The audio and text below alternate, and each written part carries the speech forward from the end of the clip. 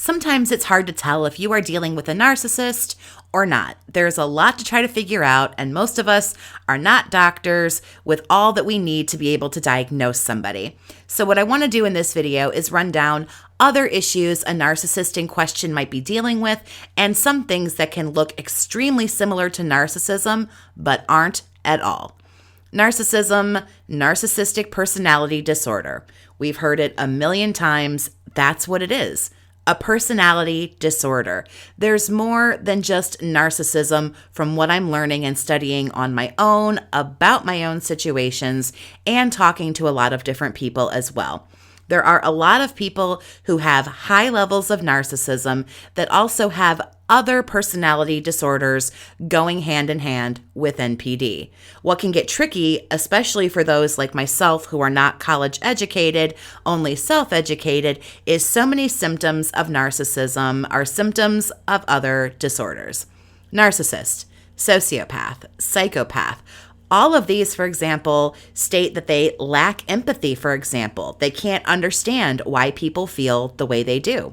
The sociopath is extremely cerebral, more cunning and calculated than a narcissist. Sociopaths often quite enjoy hurting others, whereas I've said before with a narcissist, not so much. Narcissists do hurt, but it's only collateral damage. They are only out for themselves, and they never truly want to hurt anyone on purpose. A narcissist is never thinking about you long enough to hurt you on purpose. Collateral damage. The sociopath is also extremely erratic. The psychopath, for example, while they do lack empathy, just like a narcissist, they're often much more charming than a narcissist. Typically, a narc lays it on thick in love bombing, and then that's pretty much it. A psychopath has the ability to continue the charm for a much longer time in some cases. There's also histrionic personality disorder.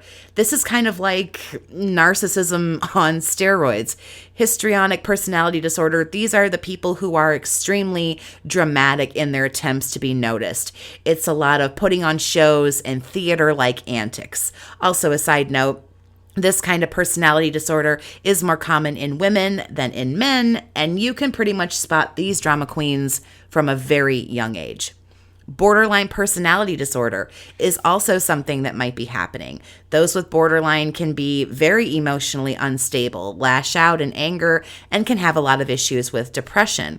A lot of my research says things like borderline personality disorder, for example, can be treated and manageable with therapy, in some cases medication.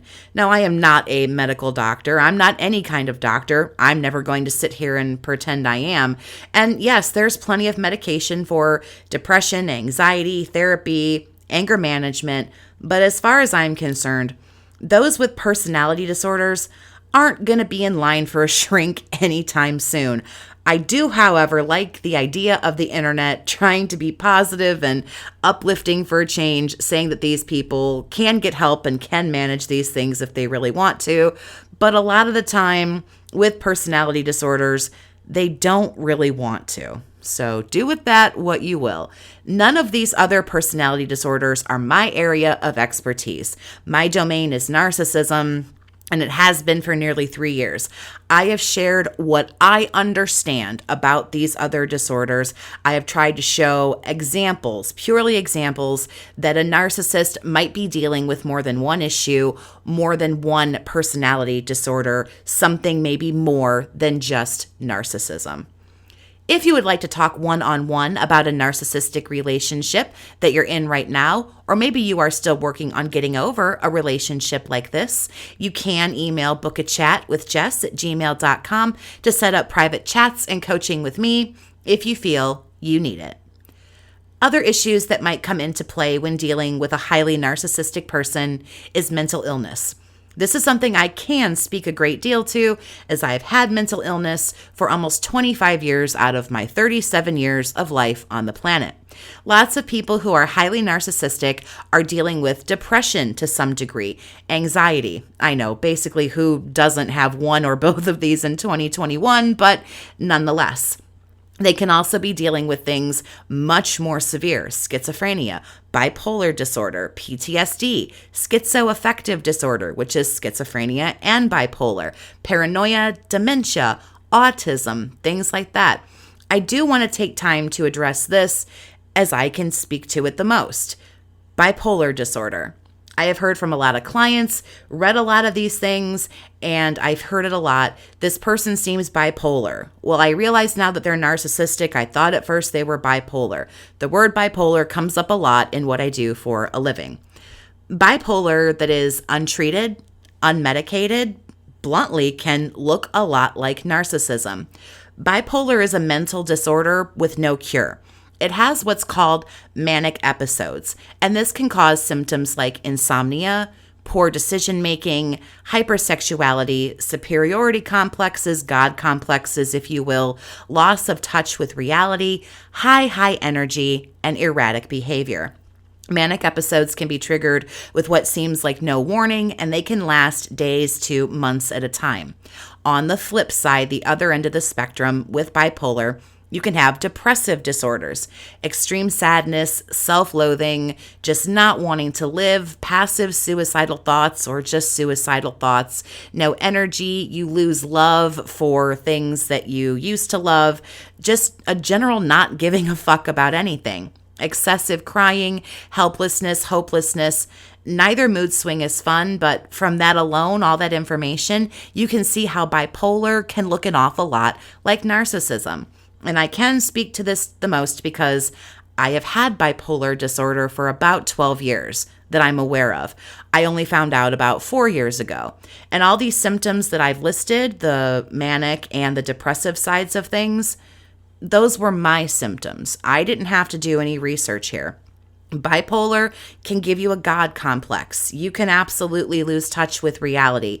It makes you hate yourself. It makes you want to die. It makes you make really shitty decisions. You are extremely selfish and you don't care, so on and so forth. What I can tell you is that none of that affects my empathy. I am a highly empathetic person, and I have been working for 4 years to get help for my codependency issues. Like everybody else in the whole world, I have narcissistic tendencies. We all do. But it doesn't go as far as to affect my empathy and sympathy for other people. The narcissist in question might also be plagued with mental illness. So sometimes, again, I just want to reiterate, it might not always be narcissism.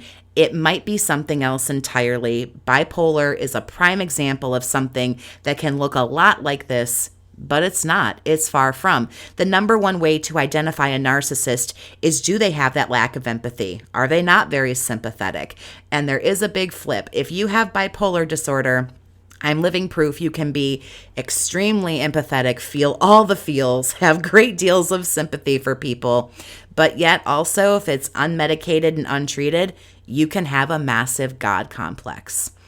Another issue that can look a lot like narcissism is addiction. If you're dealing with somebody who's hooked on drugs, alcohol, prescription medication, gambling, food, whatever the case might be, this might not necessarily be narcissism. Addiction is selfish, just like a narcissist behaves.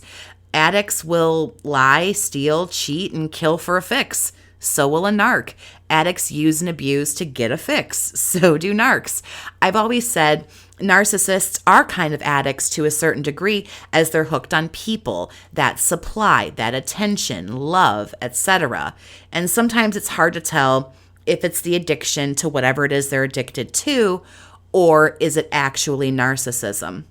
I'm learning more and more, and now it's coming to my attention that something else is almost entirely happening with this person who's highly narcissistic. They either have another personality disorder or at least high tendencies of other personality disorders.